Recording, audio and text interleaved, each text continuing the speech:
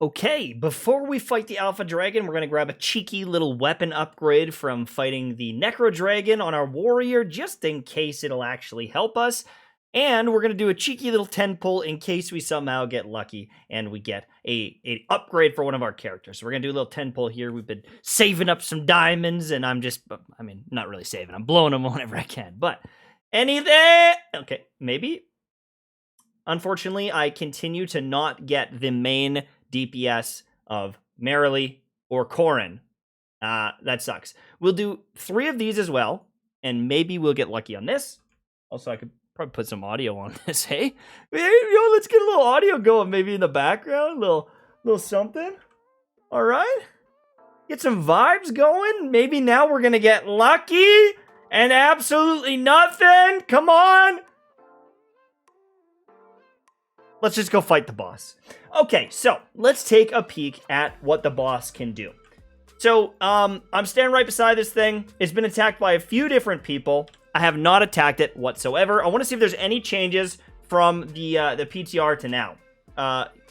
So, the ruler of the Hornleaf Bear Tribe, known for an insatiable love of honey. That's going to be the debuff that impacts you throughout the entire fight.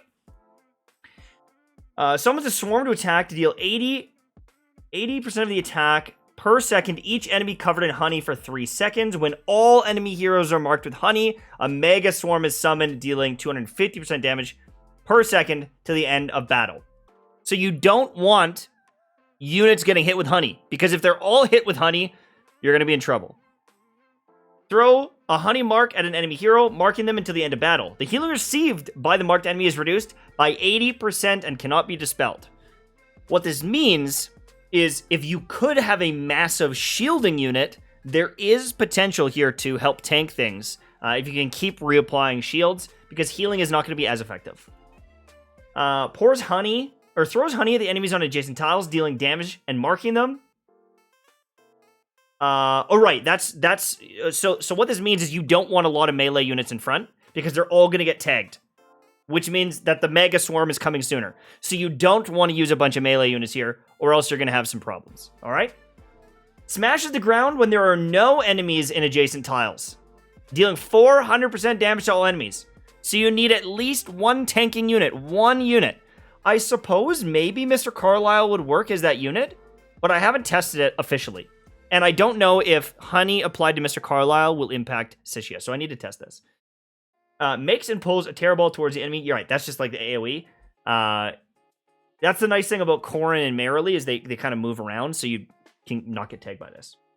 Okay, so nothing major has changed. So we're going to jump in, and I'm going to try it out. But honestly, if you just follow this list here of beefy tanks, definitely Thorin #1 in my books.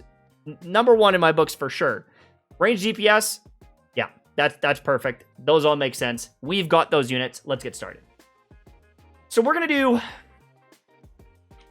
a tanky setup here. We're gonna do Thorin. We're gonna do Thorin in the front. We're gonna put you there. I'm gonna go like this, just for the memes. I'm gonna see if maybe spreading them out will help. I'm also gonna go with Star Shard spell. And we're just going to rip it and flip it and hope for the best. My question is, can you cleanse honey? I'm going to see something really quickly. Okay, let's get this fight going. We've got a nice, 2 Graveborn, 3 Mauler unit going on. We're already at 2 chests. Let's see how quickly this ramps up. Okay.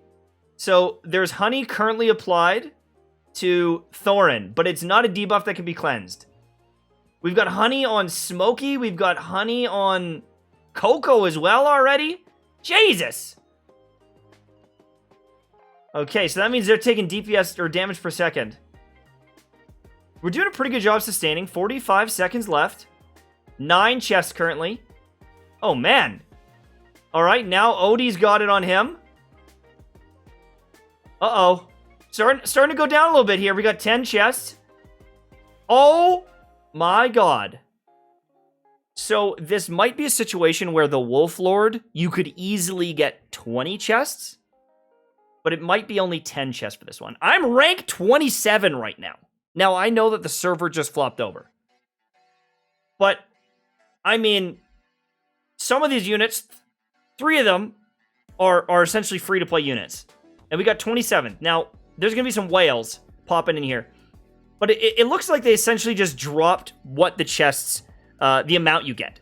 I was getting around that hero essence on 20 or 21 chests before. So, that's around the damage I was doing before. So that's not too bad. Let's see here, rank 29.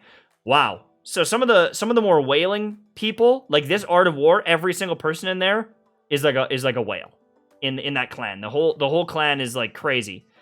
All right, there's one of my clanmates. Hey, 11 million. All right, there's quite a big discrepancy in damage overall. Right. Does it show their teams? It'd be really cool to see their teams, but I guess you don't want to steal that info, I guess, maybe. Okay, so first run looked pretty good. My question is there anything I could do to change this? Coco helped me survive a little bit there. But I'm bleeding out anyways. Is there a world where I just bring more damage? Is there a world where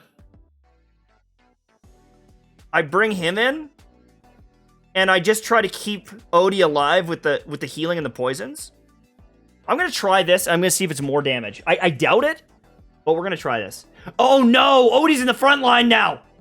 Oh no, I completely messed up now. Odie's in the front line getting poisoned or getting the honey. This might have been a massive issue. So now I've got more units that are getting hit with that honey right off the rip. Oh, that was a mistake. But again, if you're getting 10 or 11 chests, it doesn't matter. Like that's pretty much the maximum that you're going to get anyways. So maybe it doesn't matter. And maybe this is a good showcase of that. It's like, just rip it and ship it. Throw some people in there. If I can get to 10, oh no. Okay, so I screwed myself over there. I missed out on a chest, but let's see the difference in rewards. Maybe this is really good for the video anyways. So what did we get? Rank 35. So I lost 8 dust. 8 dust. I mean, we don't want to miss any dust. But I mean, it's not a crazy loss of rewards overall. So I think that the Coco one's better, but I'm gonna test one more time. I don't care about 8 dust. I want to make a video. I'm gonna throw this team in here again, and instead of Coco, I'm going to bring in, instead of Thorin, I'm going to go Entendre or whatever. And I'm going to bring in, like, a different healer. Maybe I'll go, like, Hewin. Just to, I don't know what healers you've got. Maybe you don't have Smokey. I'm gonna bring in Hewin. And we'll call it a day. We'll try this. And, I think that'll be good. I mean, I could try to bring in another, like, buffing, or, like, a debuffing unit, but let's just try this. Let's see. We'll do the double healer instead of Coco. See kind of how this does. And then I want to compare the healing of Hewin and Smokey. And I want to see kind of what we've got there. I want to also see how Entendre does in the front line if I can keep her alive. The other thing, too, is Thorin brings a debuff, so the enemy takes more damage. So we're missing out on that. But if we can stay alive for a while, that'll be good. But really, having that Smokey in the front line there, getting the extra poison, or the extra honey, I think that screwed me. It just, everything ramped up literally way too fast. Because the swarm goes from 80% to 250%, which is crazy. But now that I think about it, extra healers isn't as good as Coco because she's damage mitigation. Having another healer here, yeah, it's trash. Your healing it's dead. I think it's going to be just Coco. Coco's going to be way more valuable here. I just want to see kind of the healing. So Hewin out-healed. Did a little bit of damage. Doesn't really matter. Hewin definitely has good heals. But you're going to get less damage for your team because Smokey gives you buffs. So I think Hewin can help keep you alive. But at the end of the day, I think you almost need the damage mitigation of Coco to keep surviving. The other option is potentially do as much damage as possible before that ramps up. But you're only going to get 9 or 10 chests, maybe 11 chests at max. There's no real way to get beyond that. So my first run with Thorin, Coco, Smokey, Odie, and Sishia, currently sitting in top 45, 5.8 million damage. That's what you should be gunning for, and you're going to get pretty much the maximum rewards using that team. If you do have some of the other meta DPS units, I'll just shout this out quickly. If you can get her EX weapon, or her weapon up, her mythic weapon, that is going to be a huge increase to damage, giving you this kind of stacking attack. On top of that, this gamer right here, he is going to get some massive value once you get Legendary Plus and get this haste, and once you get this bad boy here, this is very, very solid. He also provides some shields for the team, which can help you sustain, because healing gets killed, gets neutered, but damage mitigation and shields does have some value. And because of that, maybe there is a world where, like, I don't know, you have a copy of this guy and he's shielding your team. I don't know if there's anything else major that I'm going to love. I think you just try to get debuffs on the boss, get as much damage out there as you can, and call it a day. Thanks for watching. Have a good day. Bye-bye.